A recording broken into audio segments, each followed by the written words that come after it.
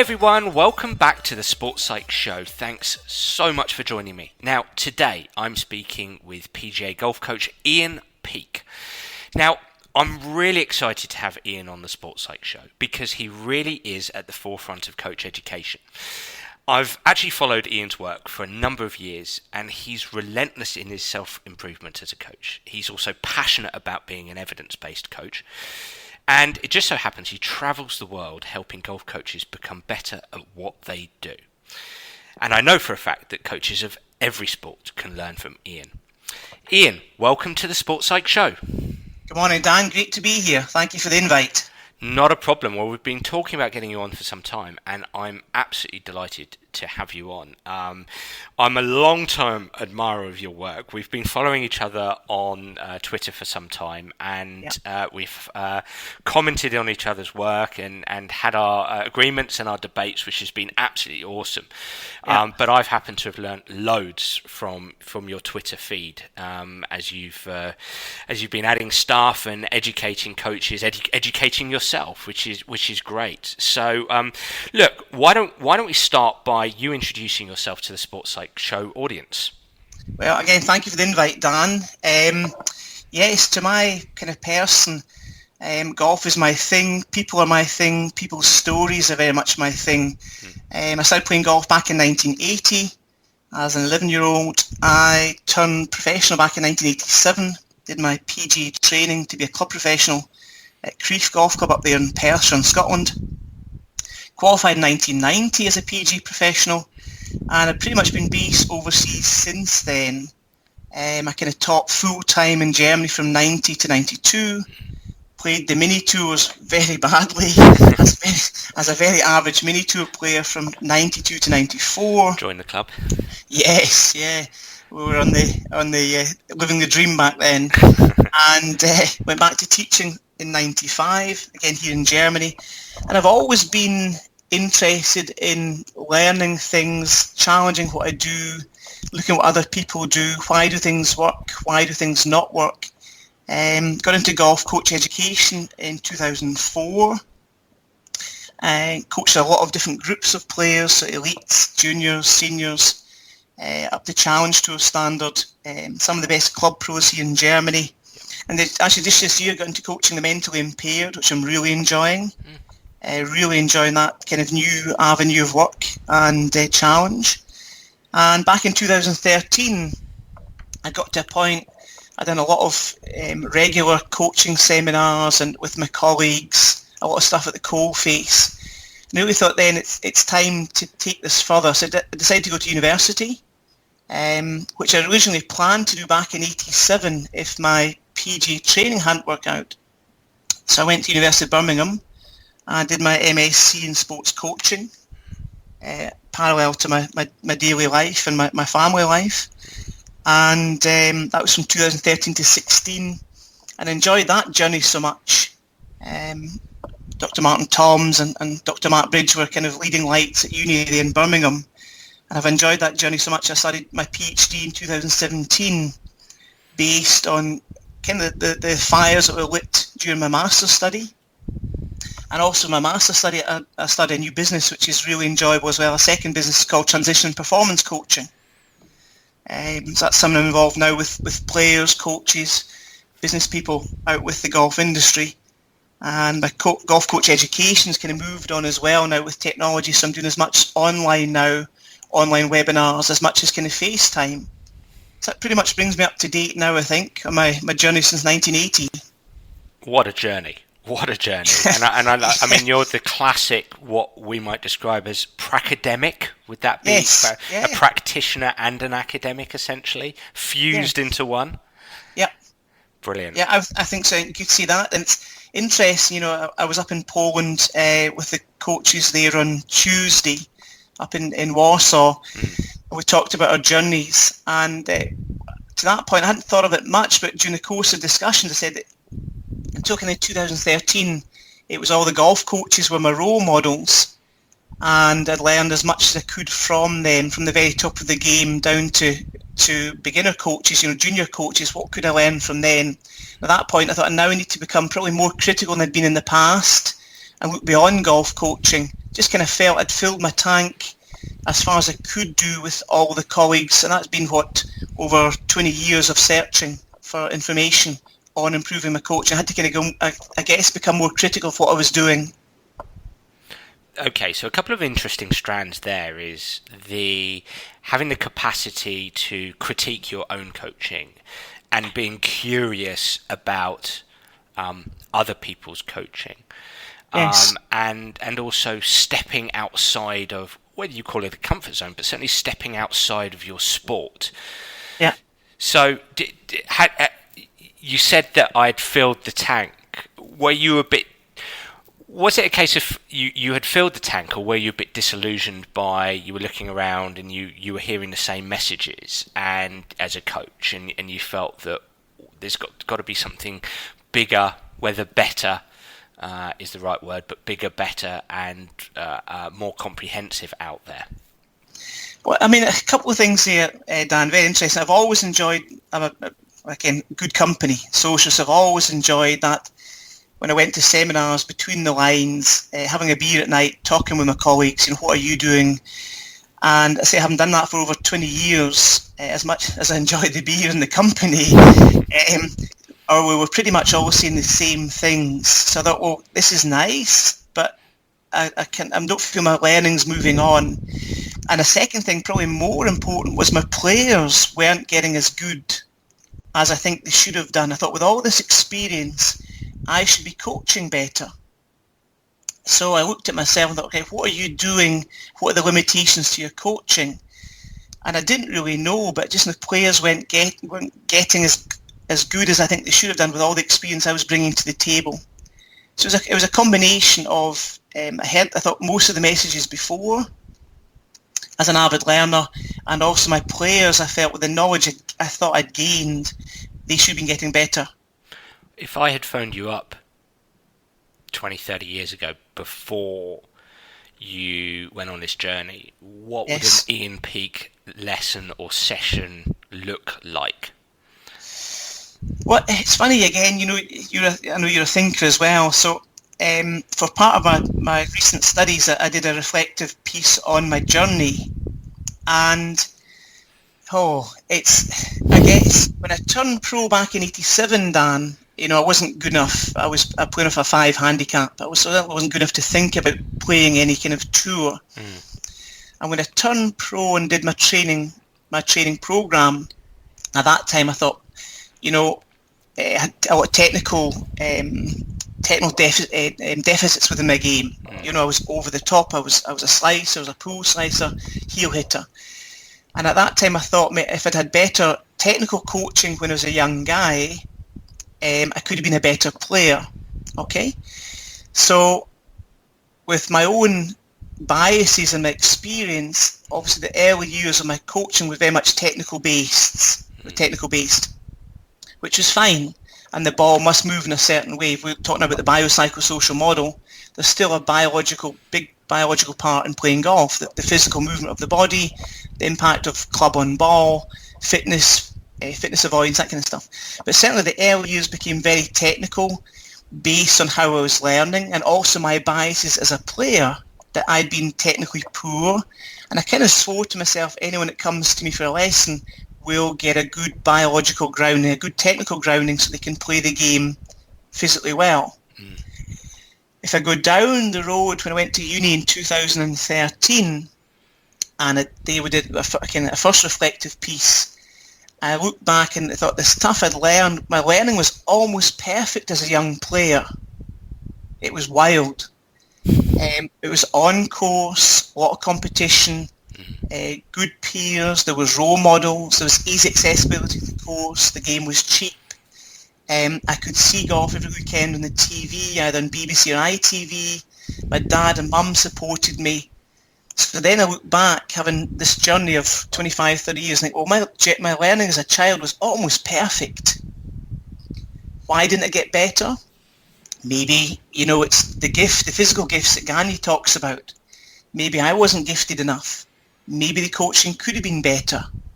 Maybe I was kind of split between becoming a student as a child, going to uni like my sisters, and becoming a golf coach. Maybe, I was in between. I wasn't focused. I didn't completely believe that I could become someone in the golf industry. Yep. So lots of I think probably more questions there than answers. But certainly to answer the initial question, the early stuff I learned was technical. That was the training we had back then. And also I knew from own experiences the biological side of my game wasn't as good as it could have been. So what might those sessions look like now? Yeah, great question. I mean, again, as you and I have discussed, biopsychosocial is my big thing. So I tell you what, explain biopsychosocial for us.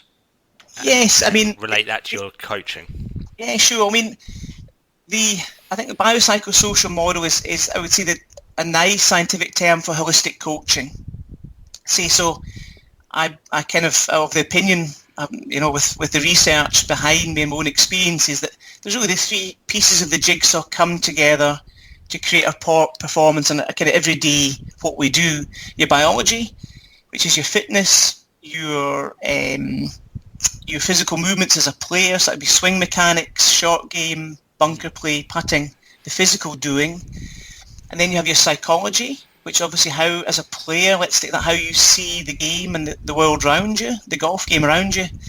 And the big kind of unknown for me in the past was the sociology, how our world around us impacts on how we think about ourselves and how we then physically move.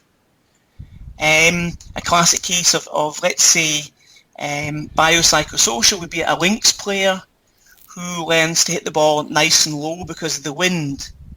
So he's adapted his game physically to match the environment of the course, which is, I would say, social. It's the world around him, or psychosocial. He's adapted his thinking process to physically move differently because of the demands of the golf course.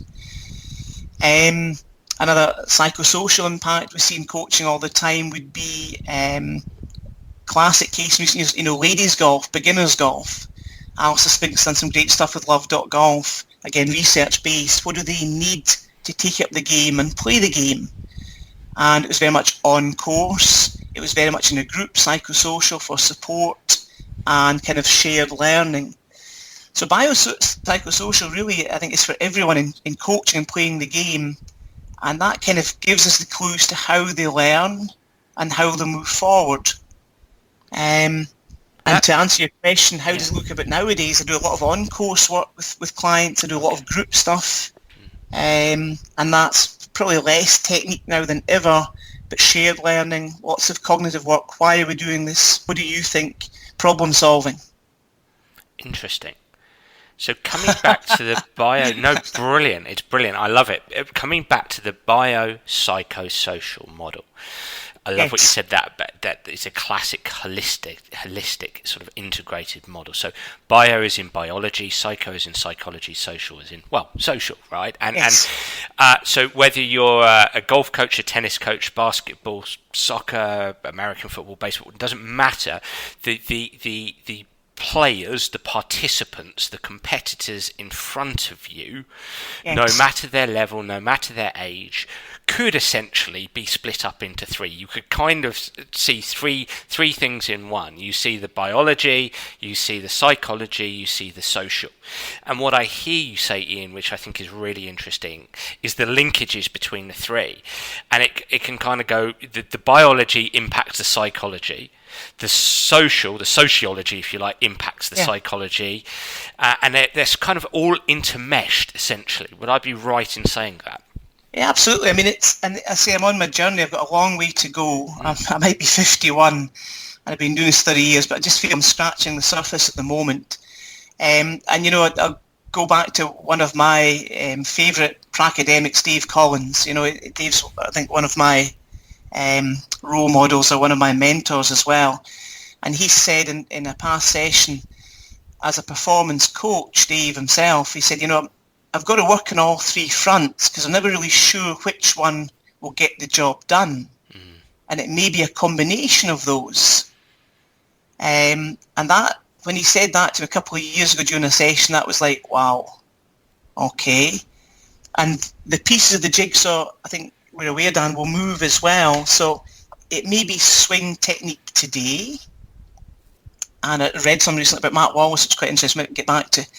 But then next week, it may be, if you're obviously with a player on the journey, the relationship between the player and his caddy. That may manifest itself into the relationship between the caddy and your management company. So the pieces of the jigsaw are moving, I wouldn't say consistently, but fairly regularly. And if we are coaching, and our coaching role is to help a player reach his destination or where he wants to go, I think the more pieces of the jigsaw we understand, the more it makes sense and the easier it is to assist the player going forward, and also those around him. You were going to tell us a story about the English European Tour professional Matt Wallace. Yes, very interesting. So, just because this is my passion, I was looking through some notes recently, and when I did my MSc back in 2016 or just thereafter, I thought, well, let's have a look at the European Tour stats.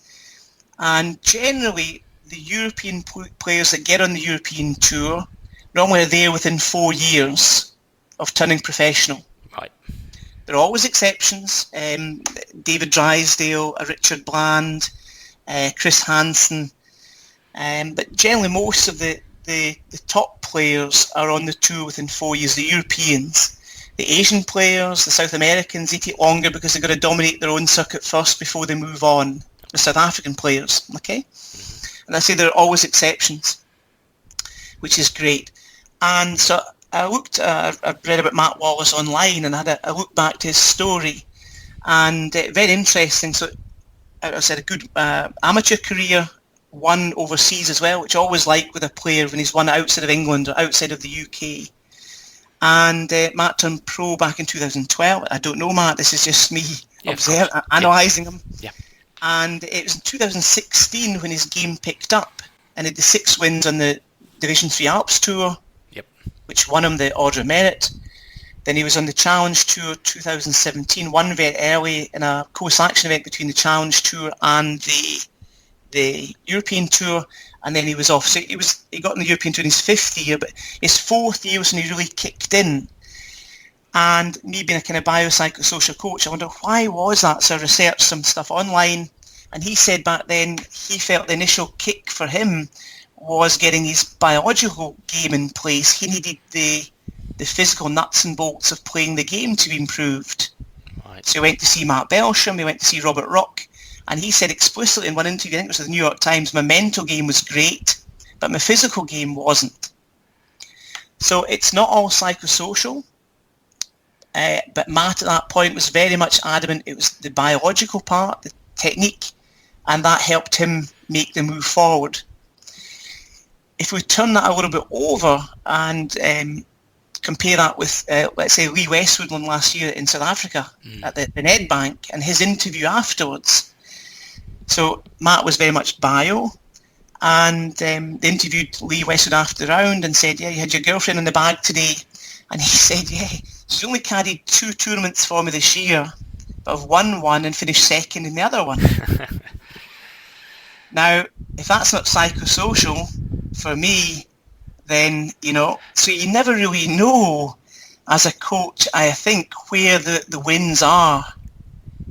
You're always juggling the bio, psycho and the social and trying to make sense of the ball in the player going forward. Interesting. So, a couple of things from me here. I think in sports coaching, we can be guilty of trying to diagnose in one area rather than, as you say, looking at, well, could it be a combination? And I know you talked about Matt there as the biology and Lee as, well, possibly the psych and the social and those interacting. Yes. But looking across the board, maybe as coaches we can improve if we're curious about the player, not just the player with the tech-tac side and not just the player with the physical side, but the player from the psychosocial side and how psychosocial is interacting with the bio, the biological. So I think that's really interesting, Ian. I think the capacity to look across the board is so important.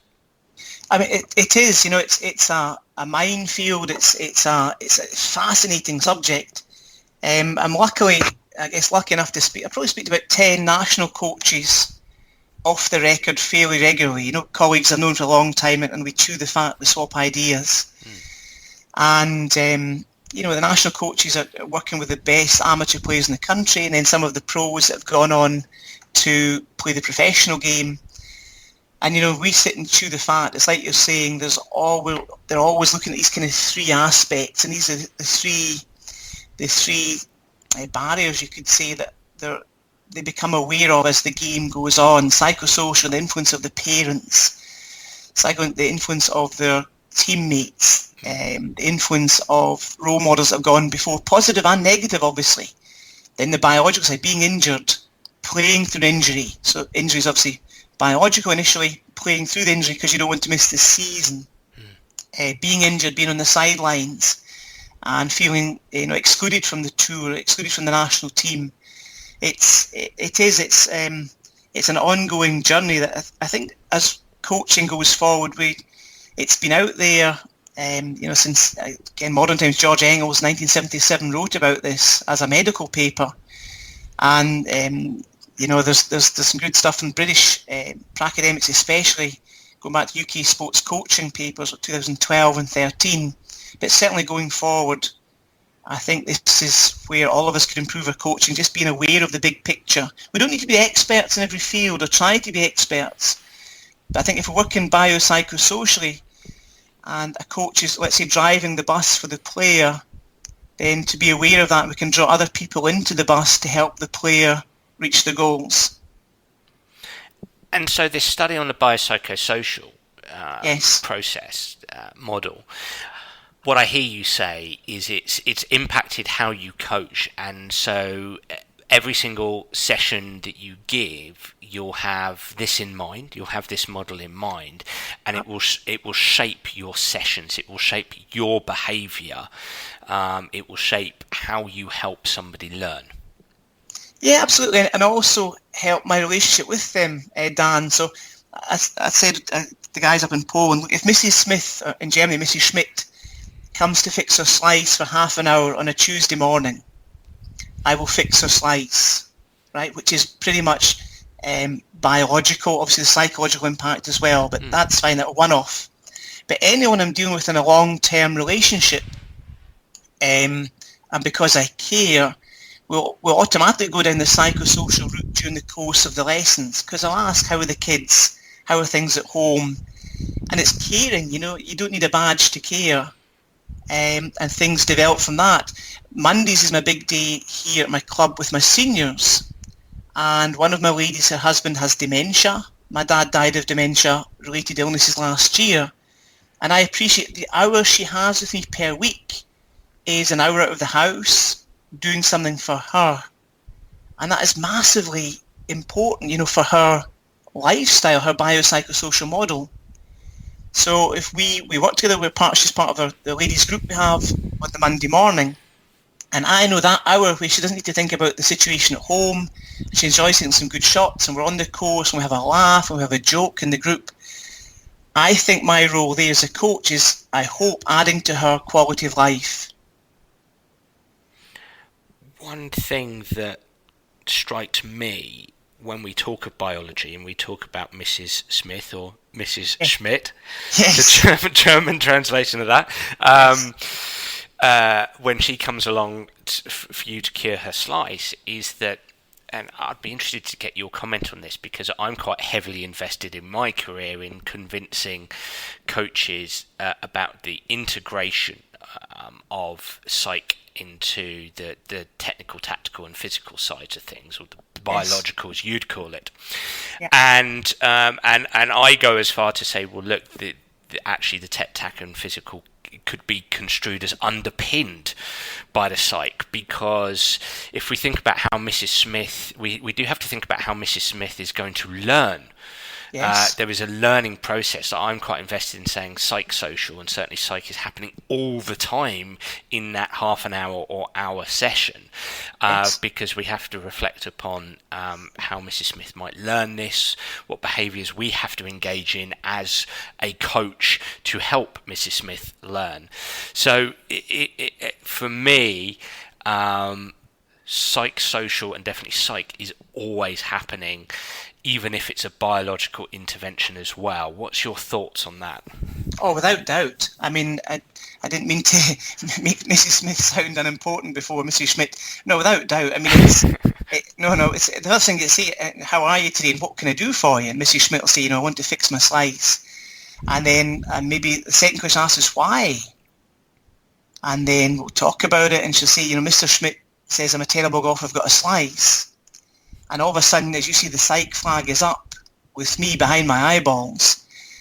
And she says, I'm hitting it 20 yards shorter than I was before. I feel bad about my game. I've lost motivation. And then think, wow. So she has she's looking for a biological fix, a physical intervention to improve her game. But of course, there's always psychological there, Dan. And there's also normally a bit of social involved as well. My husband says I've got worse. What does that really mean when a husband says that? He's making her feel bad. It's putting pressure on the relationship. Absolutely. So with that, I mean, it's wild. If you peel the onion, and the layers that can go on in half an hour session, which I try to do less and less of now because I'm more invested than ever in my biopsychosocial role. But even then, just the why, and just stum and listen. And what comes out, and then that takes its own shape. Or, occasionally ask the question, how have you learned before? And then listen. She said, well, I've always been on the course. I've always had my video, I've always had my feels, or my training aids, or my mantras, or my pictures, or my swing notes, or my notes on my iPhone. And they said, okay, great. So how has she learned in the past? So how do you feel you've learned best? What did you do last time? Can I see your swing notes? So without doubt, I mean, the physical fix, the biological intervention of improving the slice, psychosocial are always there, psycho especially in that short period. But then if you scratch the surface, there'll often be a social underpinning as well. Fascinating. And I know that a lot of your work is with tour pros, and you've mentioned that already, and I know that you're really into something you call tour player architecture. So I know a lot of the coaches listening in are invested in helping the developing player and helping the developing elite player.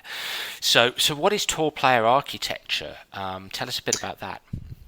Yeah, again, it's I guess I saw some chemness, and he talked about practice architecture. How do we work the way we do? And I kind of just drawn on that a bit. So really, I think I'm at stage at the moment. So let's say I'm trying to assist a challenge to a player, or the challenge to a player's coach, or the challenge to a player's management company. So I've said in the past, first thing I think you need to do is you drop my flip chart paper, and you get your 3 vertical columns, your bio, your psycho, and your social. And then with your knowledge and experience of that particular player, what are in all 3 columns, the positives and let's say the areas for growth, right? How could we improve the player in these 3 columns? And then try and link them together. So for me, the tour player architecture, you've got obviously one side is the bio, which is the fitness, your injury and injury avoidance, and then the mechanics of the game. In the psychology column, generally I'd look at the PCDEs. How are they? How can these be developed? The psychological characteristics for developing excellence. And then where, again, my biases come through, it gets really interesting, is the social column, which goes back into the psychological and the physical column. And really I think there's 6 psychosocial agents, or 6 psychosocial positionings, Dan. Yep. The life partner was I think number 1. Yep. Then you've got the caddy. You've got the coaching team. You've got the management and sponsors. And then you've got the direct family. I'm talking about these are adult players. And number 6 that comes along after a certain amount of success will be the fans and the media. Interesting, yeah. Or fans and social media.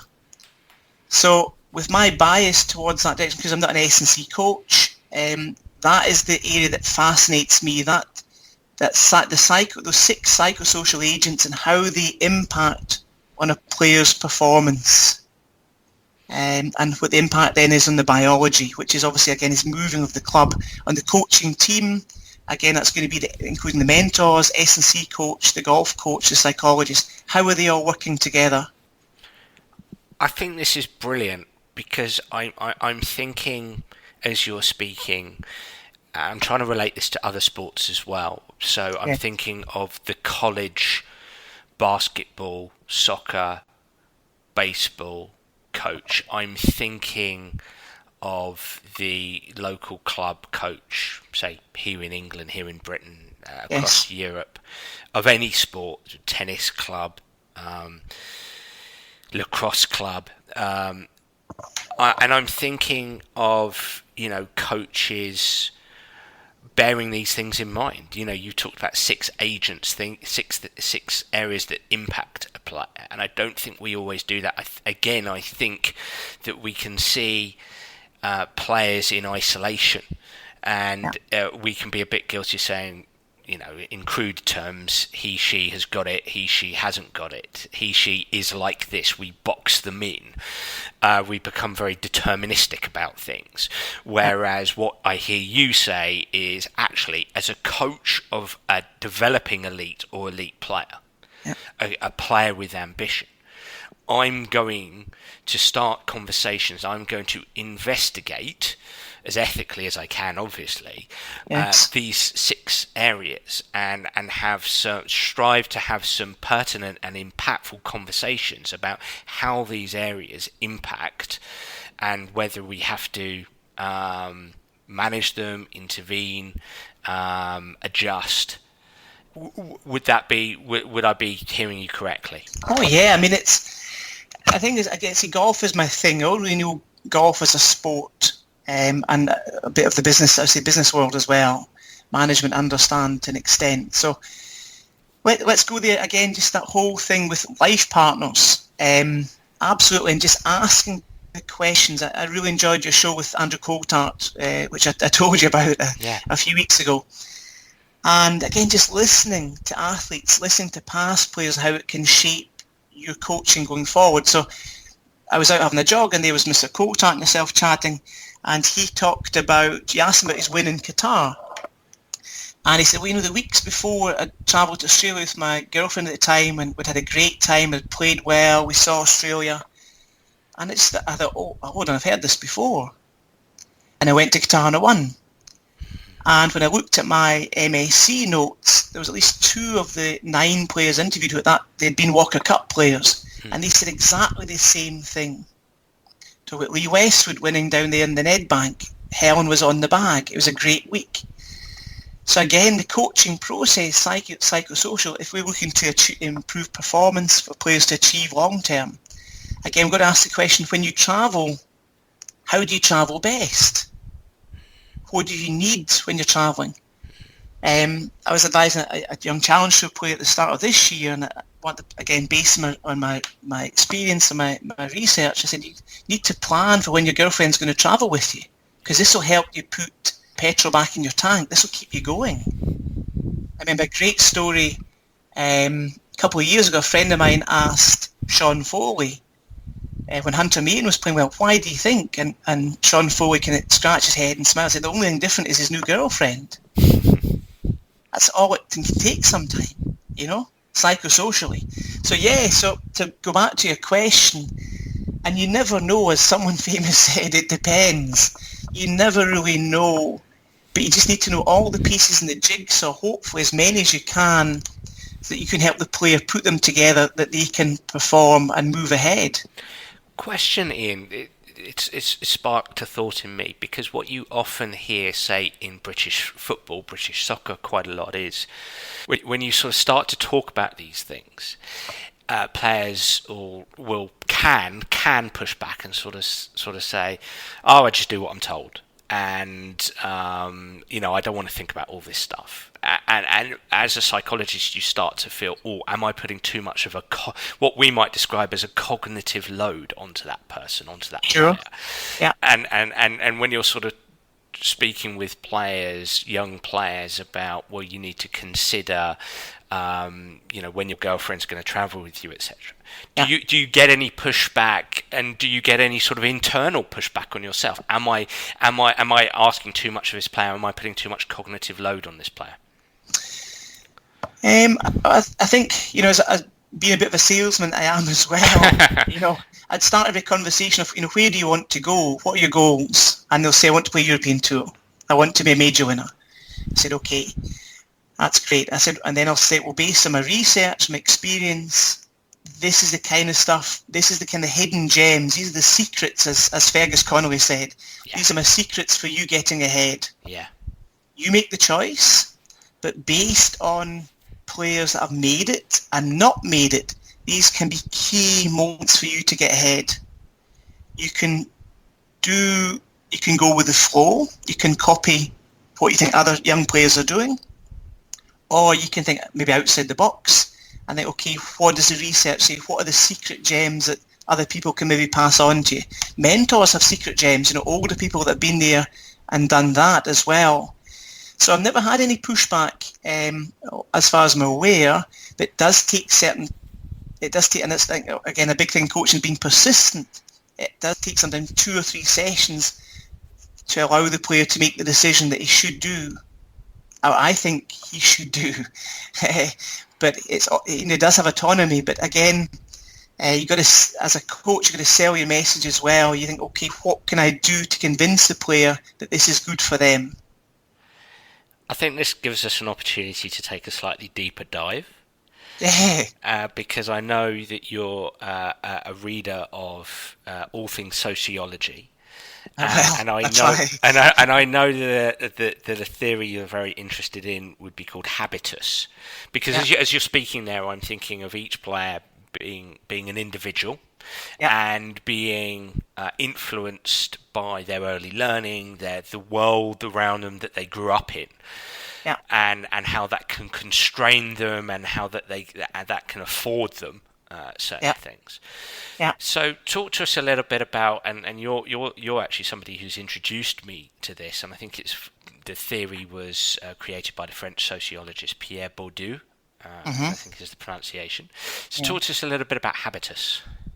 Yeah, again, as part of my learning journey, Dan, and again, looking at my customers, I think it goes back all the way to Aristotle. The Greeks, as a lot of good stuff does, but Bourdieu certainly here in Europe being the kind of was the main man for habitus, I guess, from the early 70s until his death. And obviously there's been a lot of work going on from that. So habitus is how you see the world and how you view yourself in the world, almost subconsciously. So it is the kind of formation of your past and the influences on you to create who you are. Okay. The classic case would be, I'll say something, if I'm in the UK and I see an elderly gentleman wearing red cord trousers, red cords. Yes. I would tend to think of that he comes from a certain habitus. I'm not saying which one, but that is, if upper middle class is what we might say. Yes, and he's probably, and he probably votes Conservative or maybe whatever, or has done in the past. So that's part of habitus. So it's our kind of being, the all-encompassing being, and some of that being we won't be aware of, and that habitus comes from what Bourdieu called capital, which is basically cogs. And there's really kind of 4 cogs if we look at tour players or golfers. One's the physical capital, again, what he can physically do, let's say club head speed, a big one, right? Another one's going to be his cultural capital, which is a golfer, is the numbers he can shoot. So in Bourdieu's cultural capital is your PhD, your master's degree, what have you, but cultural capital in golf is really what you can do on the field. So obviously, like a Messi has a huge cultural capital, because he can do things on the ball, which gives him that almost unique cultural standing. And then you've got your social capital, which is, again, go back to sociology, your circle of friends. How do they influence you, and how do they influence how you see the world? And the last one's economic capital, the cash that you have available for your life and what you need to do. And Bud, you said those four factors, if I take that to golf, let's say those four factors come together to create, let's say, your tour player architecture, who you are as a golfer, with very much the tone on the sociological aspect, the social side, the social psychology, you would say. And so if you look at a player come through, habitus can change. And this is stuff I don't know yet. I hope to learn next few years. My question would be, like a Rory McIlroy, or let's say Matt Wolff now in the States, did their habitus take them straight to the top? Was their success so deeply ingrained, it was how they saw themselves in the world subconsciously, was that enough just to take them straight to the top of the game?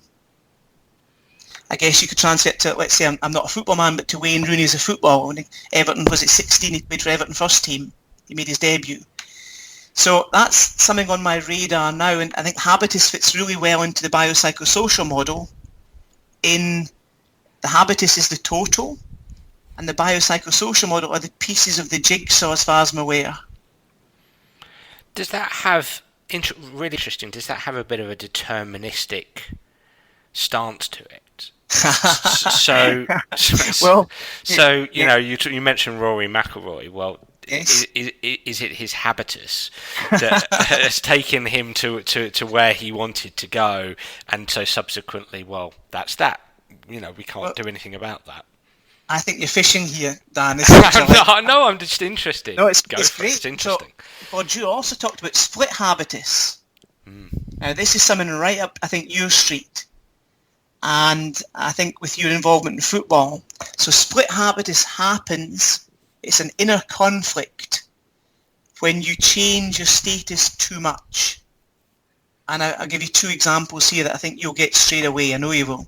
First of all, when we look at those that win the lottery, say they win 10, 15 million pounds, and with a number of years that money's gone, they've lost it, they've given it away, they've gambled it, they've wasted it. Let's say that happens so often if you look at the research results.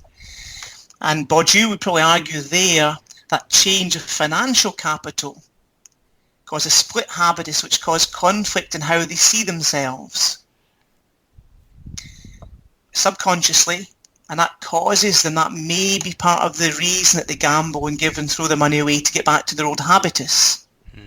Okay? The second one, as a non-football person, I ask myself, is when young players, young footballers, sign that early contract and go on these big weekly or monthly incomes, what does that do to their habitus? I don't know, because I'm not in the game. That's not my study. But Bourdieu would say that must cause an inner conflict. And that inner conflict that split habitus will impact on how they see themselves in the world. And it may be negative. It may be positive, but it can just as well be negative. And is your hypothesis that as a coach, we can help players deal with that conflict? We can help them definitely. shift? I mean, without doubt. I mean, and again, it's, we talk about, you and I are for every coach listening has been on a learning journey. So at the early days of Bourdieu's work, he believed that habitus was fixed, right, deterministic. And towards the end of his career, as he learned more, he said, well, actually, habitus can change. And as a coach, I've got to say, of course it can change.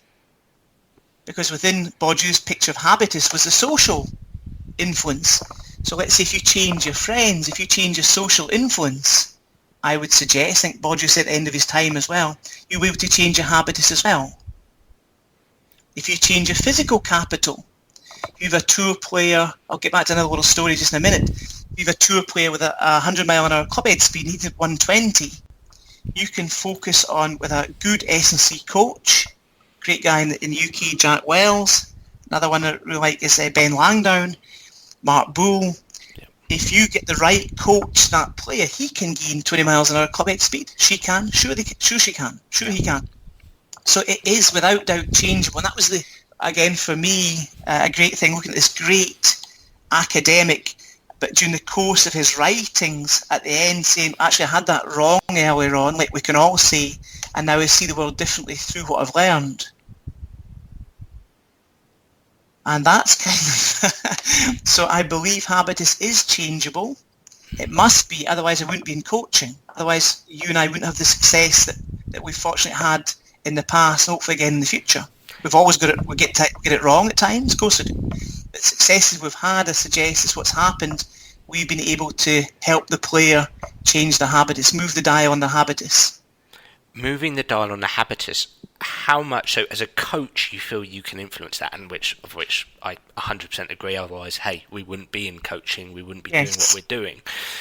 How much can the player, the person, influence this themselves?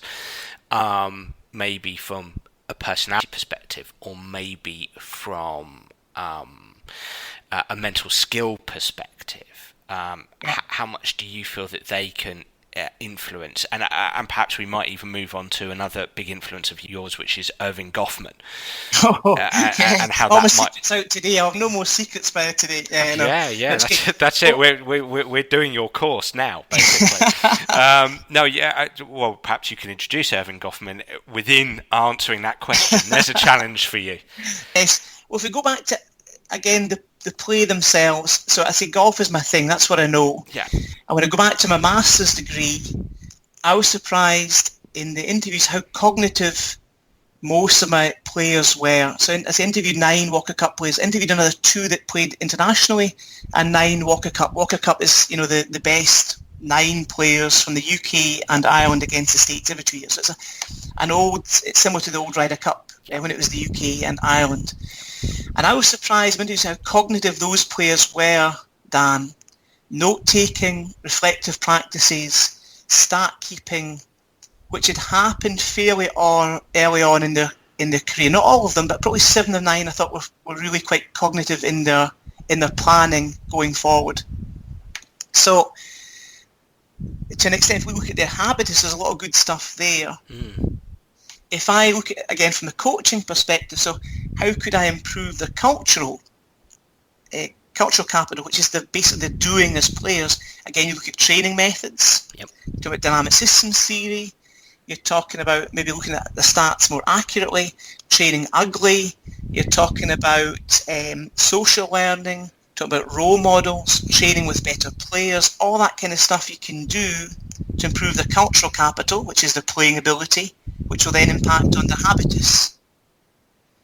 You can change, again, the social field. If you have say another client who's a tour winner, say let's go and have play 18 holes with tour winner XYZ, and afterwards reflect on what he did differently than you. How was the day? How did you see him? How did you see yourself? Yeah. Mm-hmm. So again, the habitus of the players, I thought that said that they can help themselves and a lot in that they were fairly cognitive, they were reflective. But again, the coach, I think, who looks at the biopsychosocial model, he could help the players move forward in addressing how's the cultural capital, how's the social capital, how's the physical capital. Financial capital, you could see, can the coach line up sponsors? Possibly. Depending on, again, the coach's social capital. Who does he know within the game? So, yeah, I said that the players were highly cognitive, but of course with the coaching aspect, the coach can help move the habitus of the player as well. And if he knows that's coming, that should avoid a split habitus. We're doing this because of your desire to get where you want to go. And for any player who perhaps was challenged with some of those, they could learn some of the things that were necessary to take them to the next level, that their behaviours, their learning is shiftable? I think so. Again, I really enjoyed your Fergus Connolly podcast a while ago, and he talked about, no one cares what you know unless you can get your message across. And I think I'm a fairly decent salesman as well, so it's like, how do I need to pitch this message that the athlete may take it on board? It's no, and again, autonomy. It's no good just battering. These are the facts. This is what you must know. It doesn't work. How can I get the player to say yes and act at some point? And again, as a salesman, no is always temporary. So I need to refocus my message for the athlete to buy into my message. And you've got to be clever. You've got to be almost cunning. How can I get this player to buy into what I feel he needs to do to allow him to reach his goals? Do you feel that you have to be a great actor as a coach? Yeah, absolutely. Absolutely. Finally about that, we're talking about Erving Goffman. Absolutely. I mean, without doubt. I mean, it is, without doubt, you've got to wear the right mask at the right time. Well, I'll add a little secret at the end of this as well, I hope. But without doubt, you've got to be prepared to wear the mask at the right time for the right player. And then when you get it wrong, say, how can I change the mask to help me get my message across? And this is cue Erving Goffman. Yeah. Entering the stage. Absolutely. That's my little in-joke about Erving Goffman, because he talks about people being actors. Absolutely. And I think this is, would you like to introduce to the audience Erving Goffman and how he's relevant to your work? I hope everyone's still awake. No, because they are glued to their radios. Yeah, absolutely. Erving Goffman's was an amazing character, Canadian, and Erving Goffman, if you think Messi's a star footballer, Erving Goffman is a star of sociology, along with Bourdieu, really moved the dial on understanding the study of society. And among his many contributions, he said, there's not one true self. So you will change yourself depending on the situation you're in, depending on the field that you're in, depending on the social situation you find yourself in. And he said, that's good. He said, that's normal, that's healthy. And the reason, the bottom line for that is, in every situation you will change to match the field to help you, the actor, get what you want. Now that takes a little bit of thinking about, but is, you will change your mask in any field that you're in to try and achieve what you want. Now that achievement may be to have the person opposite like you, the player. That change may be to get the athlete opposite to do what you like them to do, which is kind of feeding back to what you asked before. And his work's been massively influential on how I work as a transition and performance coach. And as a coach myself, Dan, it's funny, I feel better than ever wearing the mask, because I believe, Goffman, that it is healthy behaviour. Goffman only worked with, most of his research was in normal, everyday behaviour. So we're not talking about the extremes of society here.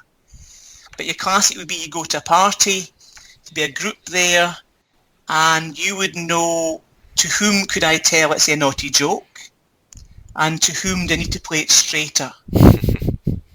Who we compare a holiday with, and who do we compare the stock market price with.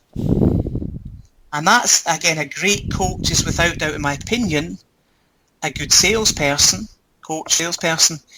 they have a skill for finding the right mask at the right time. And you can learn that as well if you're aware of it. I'm going to shamelessly steal from Dan McAdam's personality book. And please. He said, because he's talking about the robustness of personality, and he says Erving Goffman famously described human social behaviour as a series of performances through which actors play roles and enact scripts in order to manage the impressions of other characters in the social scene. Absolutely. I mean, and coaching and reading, think all the worlds kind of come together. I've said a lot of time at seminars now with my webinars, one man's positive thinking is the other man's fake it until you make it. And it's just, I think, to an extent we're talking about within normal society. Again, Goffman, his big thing was, most of his work was done in everyday society. So we're not talking about those at the extreme, which I think I should state as well, of society. but it was without doubt, you know, and that's it. And it's kind of, I guess, implicit. A lot of it's implicit until you think about it and you think, okay, what mask did I wear just now, and why did I wear that mask? And again, you're going to be fairly brutal.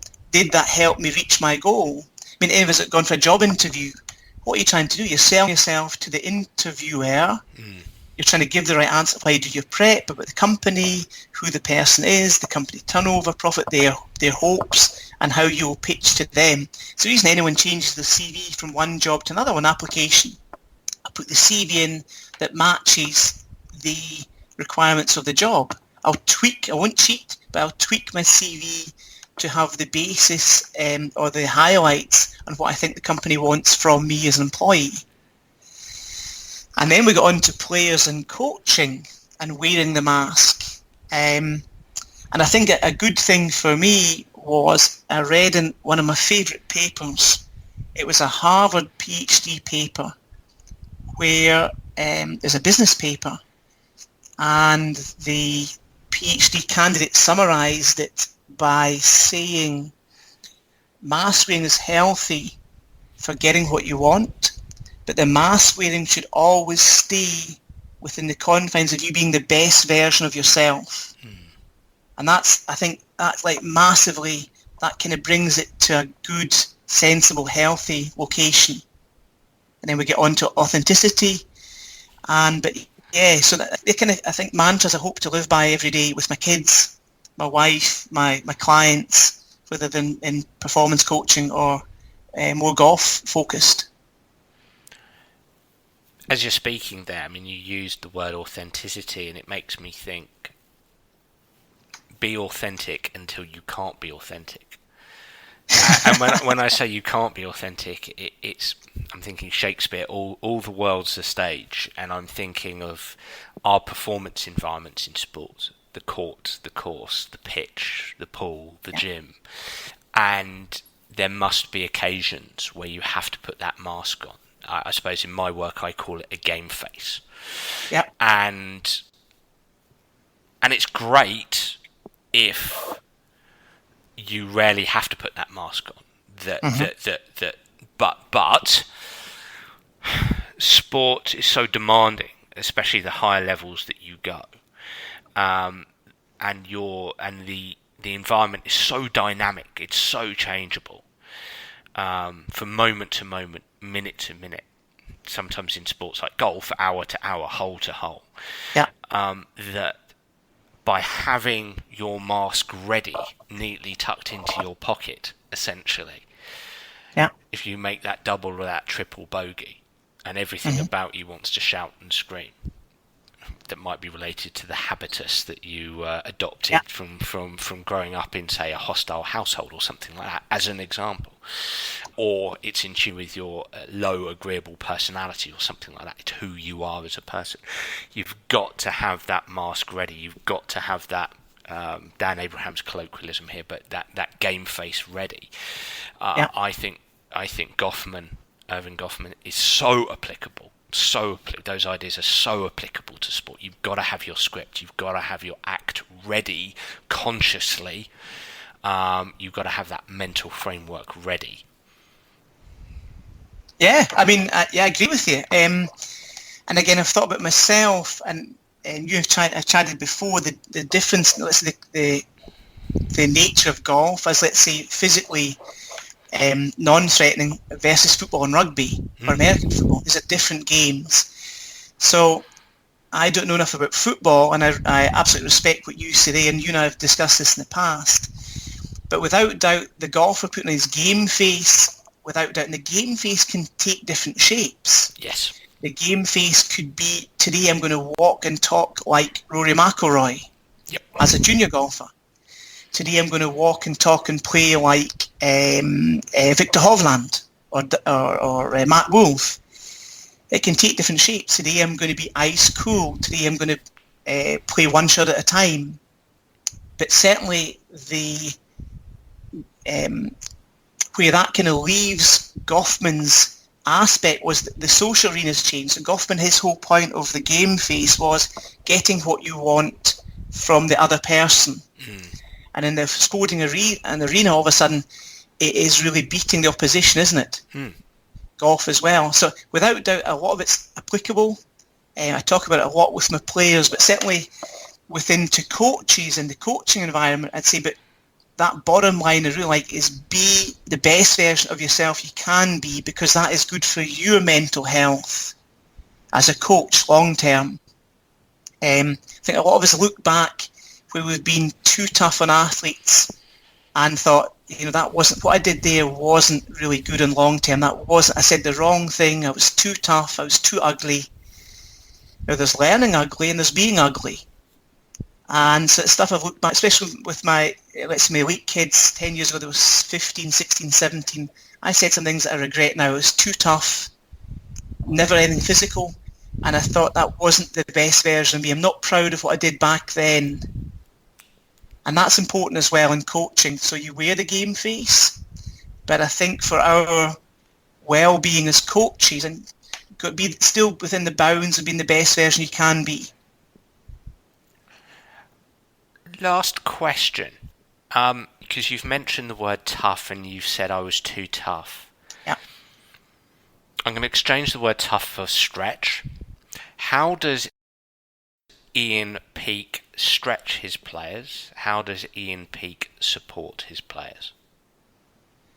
Well, I think, let's say support is ongoing. So support is between the sessions. It's the WhatsApp messages. It's the phone calls. It's how you're getting on. Not asking much about performance between sessions, but how are you? How are the family? How are the kids? That's support. Stretching, again, with every session, I'll let them know what's coming up beforehand. So with every session we are doing, I'll say, this is what we're doing, this is kind of my goals today for us, for you as a player. So there's a kind of an intro to know what's coming. And then, without being too scientific about it, I'll kind of look at the challenge point framework. What are we going to do that's going to stretch the players just enough to get what I think they need? That's normally pretty safe framework. Again, a lot of cognitive work. What do you think? Why are we doing this? What's the way forward? What do other players maybe do differently? But I would say support is between sessions. Just the person. How are you? How's your wife? How's your dad? How are you? And during the sessions, tell them what's coming. Work on the challenge point framework to stretch them just enough, I think, that's healthy, just beyond the reach. And then again, a good debrief to finish. What did we do today? Why did we do it? What's your homework? And that's the kind of way I go about it. So what I hear you say with the stretch is that you'll strive to help the golfer by finding their challenge point. You'll engage in activities. You'll help the golfer engage in activities that finds their challenge point, essentially.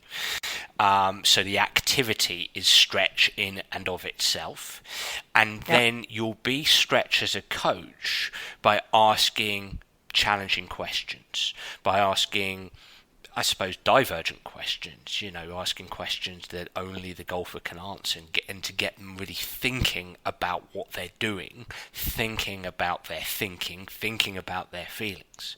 And my assumption here is what's different is that 20, 30 years ago, your definition of stretch stroke tough would have been some kind of, for want of a better phrase, verbal lambasting, essentially.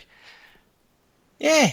I mean, and if sessions, as you know, can take a funny turn. If you know your player and you've got a plan worked out, and you see them walking up and the head's down, and just something's wrong, the first thing you got to say is, "Are you okay?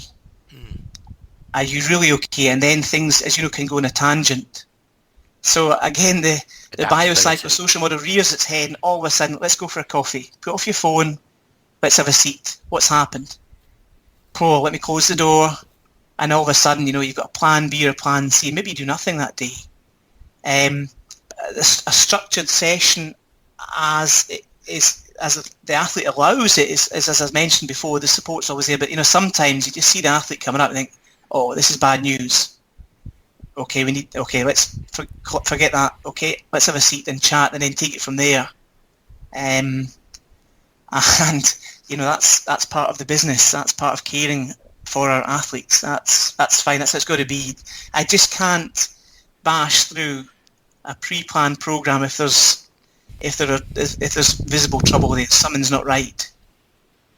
A couple of things to say there. What I'm hearing from you is stretch and support are always happening.